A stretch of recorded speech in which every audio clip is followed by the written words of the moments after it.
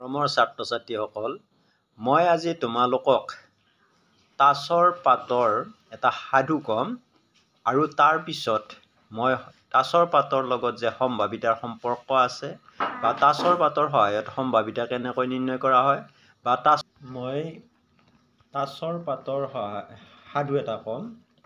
এই সাধুটো তোমালোকে ভালদৰে মনোযোগ দিবা আৰু সাধুটো ধৰিব পৰা নেকি চাবা বাৰু। যে 387 খ্ৰীষ্টাব্দত 387 খ্ৰীষ্টাব্দত এজনী ৰাণীয়ে এটা গোলাম লৈ ভ্ৰমণত গৈছিল। তাৰপিছত কি কৰিলে, 10 বছৰ পিছত 6 + 4 10 বছৰ পিছত সিহঁতৰ দুটা ল'ৰা হয়। এটাৰ নাম মেম, এটাৰ নাম চাহাব। এটাৰ বয়স 10 বছৰ আৰু এটাৰ বয়স 9-5 14 বছৰ। এতিয়া মই এইখিনি কি থুপুৰাই ল'ম, লৈ উঠি 1 2 3 আমি উলিয়াম। এতিয়া ONE 1, TWO 2, THREE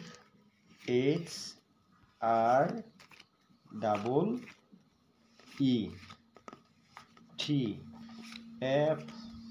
FOUR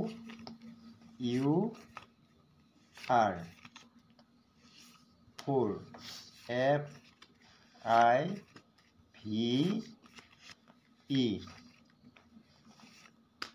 5, SIX 6,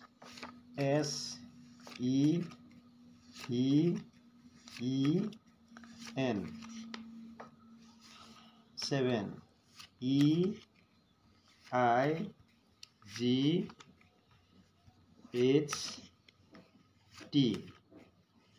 8, NINE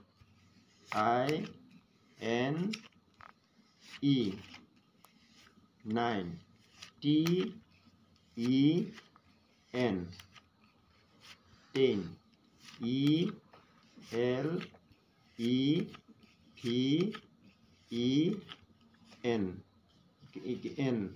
ELEVEN 11,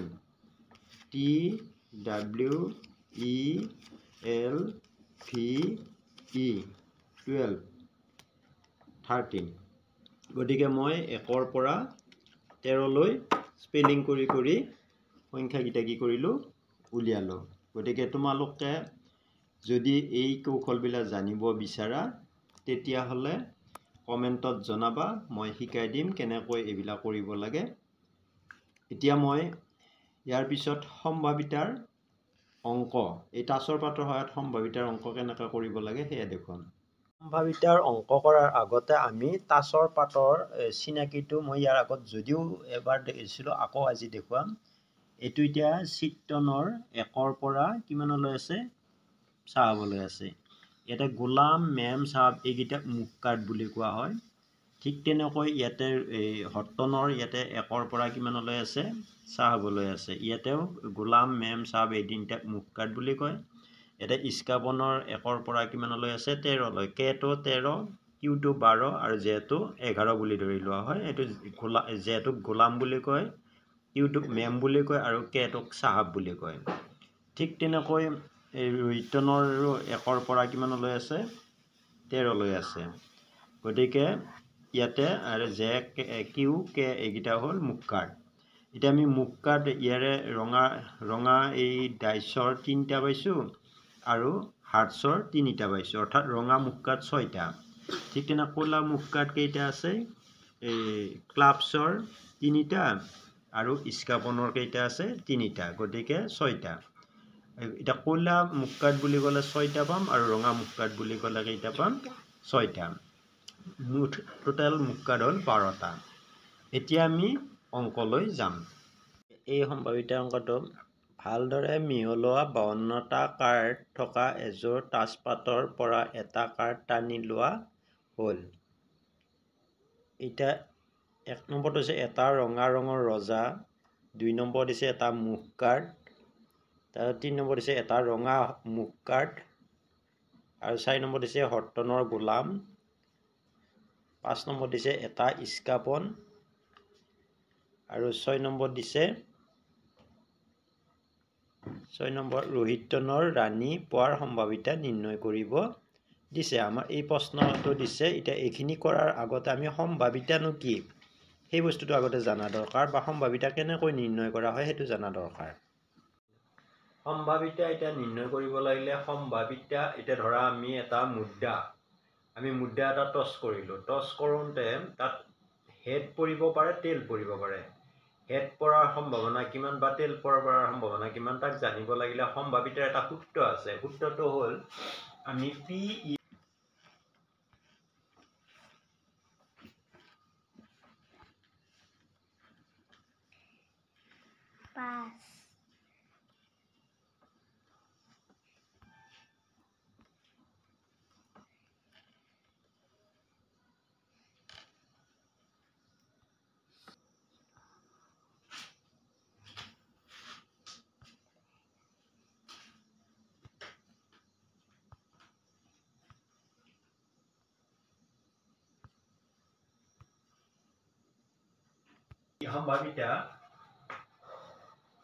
সম্ভাৱিতা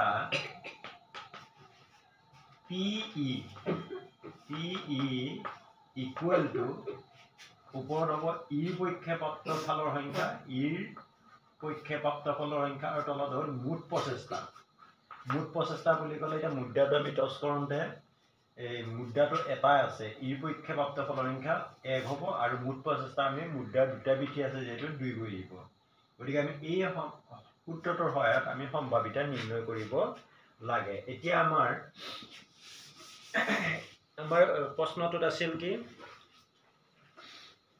ভালদৰে মিহলোৱা 52টা কাৰ্ড থকা এযোৰ তাজপাতৰ পৰা এটা কাৰ্ড টানি লোৱা হ'ল। এটা ৰঙা ৰঙৰ ৰজা। এতিয়া ৰঙা ৰঙৰ ৰজা বুলি কওঁতে সেইটো ৰঙা ৰঙৰ ৰজাটোৱে হ'ল মুখ কাৰ্ড।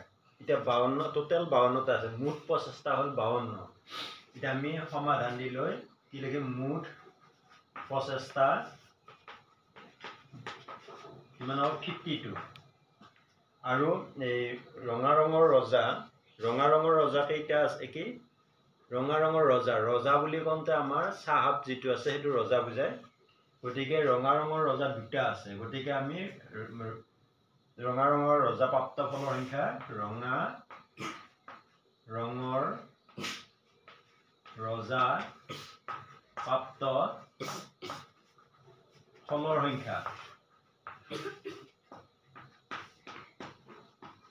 ৰঙা ৰঙৰ ৰজা যিহেতু 2 আছে, ফলৰ সংখ্যা 2। গতিকে সম্ভাৱিতা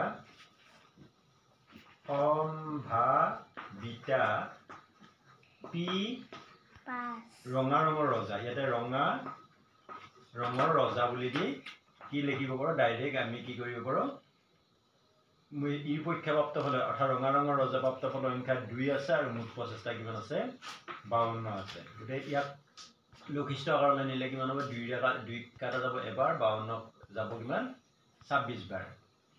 গতিকে আমি ৰঙা ৰজা প্ৰাপ্ত ফলৰ সংখ্যা কিমান হ'ব 1/26 পাম। ঠিক তেনেকৈ 2 নম্বৰটোত দিয়া আছে আমাক কি, এটা মুখ কাৰ্ড। এতিয়া মুখ কাৰ্ড বুলি ক'লে আমাৰ কি আছে, ইয়াতে আমি বাকীখিনি মুঠ প্ৰচেষ্টা 52 থাকিলে ইয়াতে মুখ কাৰ্ড, ইয়াতে লিখিম আমি কি, মুখ কাৰ্ড প্ৰাপ্ত ফলৰ সংখ্যা। ইয়াতে মুখ কাৰ্ড প্ৰাপ্ত ফলৰ সংখ্যা কিমান, মুখ কাৰ্ড কেইখন আছিল আমি কৈছিলোঁ যে প্ৰত্যেকৰে 3খন 4 3 গুণ 12খন। গতিকে মুখ কাৰ্ড প্ৰাপ্ত ফলৰ সংখ্যা কিমান 12। গতিকে সম্ভাৱিতা P, ইয়াতে ৰঙা ৰঙৰ ৰজাৰ ঠাইত আমি কি লিখিম, মুখ কাৰ্ড ইকুৱেল টু সিফালে কি দিম, ইয়াতে মুখ কাৰ্ড যিহেতু 12 আছে, ওপৰত 12 দিম, 12 আৰু তলত 52 থাকিব। এতিয়া আমি দুয়োটাকে লঘিষ্ঠ আকাৰলৈ নিব লাগে। লঘিষ্ঠ আকাৰলৈ নিলে আমি 4ৰে দুইটা কৰণ যায়, 4ৰে 7 3 গুণ 12, 7 3 গুণ 12, 4 13 52, 4 13 52। গতিকে আমাৰ 3/13 হ'ল। ঠিক তেনেকৈ নেক্সটটো দিয়া আছে এটা ৰঙা মুখ কাৰ্ড। এতিয়া ৰঙা মুখ কাৰ্ড কেইখন আছে মই কৈছিলোঁ, ৰঙা মুখ কাৰ্ড 6খন।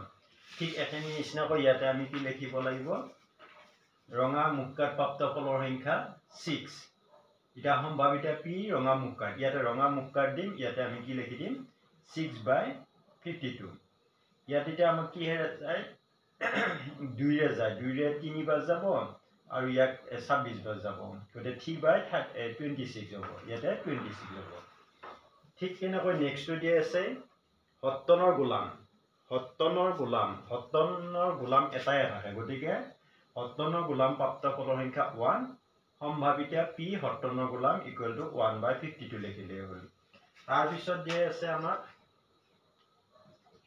এটা ইস্কাপন বুলি ক'লে ইস্কাপন 13টা আছে গতিকে আমাৰ ইয়াতে কিমান হ'ব ইয়াতে আমি ইস্কাপন প্ৰাপ্ত ফলৰ সংখ্যা 13 হ'ব ইয়াত 13 লিখিম আৰু এই সম্ভাৱিতা p ইস্কাপন বুলি দি ইয়াতে 13/52 গতিকে এটো 13 ৰে 2 টা কাটা যায় 13 ৰে 13 এবাৰ যায় আৰু 52 4 বাৰ যায় গতিকে 1/4 পাম ঠিক তেনেকৈ এটা ৰোহিতনৰ ৰাণী পোৱাৰ সম্ভাৱিতা নিৰ্ণয় ৰোহিতনৰ ৰাণী এটাই আছে গতিকে ৰোহিতনৰ ৰাণী প্ৰাপ্ত ফলৰ সংখ্যা 1 সম্ভাৱিতা p ৰোহিতনৰ ৰাণী ইকুৱেল টু 1/52 এনেকৈ কৰি দিলে আমাৰ হৈ যাব এই অংকটো আমাৰ এনেকৈ এই অংকটা কৰিব পাৰিম এবাৰ নেক্সট নাম্বাৰ দিছো ৰোহিতনৰ 5টা কাৰ্ড দ গোলাম ৰাণী ৰজা আৰু টেক্কা তলমুৱা কৰি ভালদৰে মিহলোৱা হ'ল এটা কাৰ্ড যাদৃচ্ছিকভাৱে টনা হ'ল কাৰ্ডটো ৰাণী হোৱাৰ সম্ভাৱিতা কি হৈছে দ গোলাম এটা মুঠ প্ৰচেষ্টা ইয়াতে কি হ'ব দ গোলাম ৰাণী ৰজা টেক্কা দ গোলাম 5টা কাৰ্ড লৈছে গতিকে মুঠ প্ৰচেষ্টা ইয়াত হ'ব কিমান মুঠ প্ৰচেষ্টা কিমান হ'ব 5 হ'ব এতিয়া ইয়াতে কৈছে 1 নম্বৰত কৈছে কাৰ্ডটো ৰাণী হোৱাৰ সম্ভাৱিতা ৰাণী কেইটা আছে তাতে এটাই আছে গতিকে এটা সম্ভাৱিতা আমি লিখিম সম্ভাৱিতা p ৰাণী হোৱা বুলি লিখিম কিমান ৰাণী যেটো এটা আছে গতিকে 1 আৰু মুঠ প্ৰচেষ্টা কিমান আছে 5 আছে এটো নাম্বাৰ 1 হৈ গ'ল ঠিক তেনেকৈ 2 নম্বৰটোত কৈছে যদি ৰাণী টনা হয় আৰু একাষৰীয়াকৈ ৰখা হয় দ্বিতীয় কাৰ্ডটো টানিলে এটা টেক্কা আৰু এজনী ৰাণী পোৱাৰ সম্ভাৱিতা কি হৈছে গতিকে ৰাণীটো আমাৰ যেটো সাইড কৰি দিম দিয়াৰ লগে মুঠ প্ৰচেষ্টা এবাৰ আহিব মুঠ প্ৰচেষ্টা কিমান হ'ব মুঠ প্ৰচেষ্টা এবাৰ 4 হ'ব কাৰণ ৰাণীটো ইতিমধ্যে কি কৰি দিছো তাৰ পৰা সাইড কৰি দিছো দিয়াৰ লগে এতিয়া আমি টেক্কা পোৱা সম্ভাৱিতা p টেক্কা ইকুৱেল টু কিমান পাম 1/4 পাম এবাৰ আকৌ এজনী ৰাণী পোৱাৰ সম্ভাৱিতা যেটো ৰাণীটো আমি ইতিমধ্যে তাৰ পৰা আতৰ কৰিছো গতিকে ৰাণী পোৱাৰ সম্ভাৱিতা p ৰাণী ইকুৱেল টু 0 কাৰণ যেটো ৰাণী তাত নাই 0/4 হ'ব সমান কিমান হ'ব 0 গতিকে p ৰাণীজনী ৰাণী পোৱাৰ সম্ভাৱিতা 0 হ'ব এইদৰে আমি কি কৰিব পাৰো তাছৰ বাতৰ সহায়ত সম্ভাৱিতা নিৰ্ণয় কৰিব পাৰো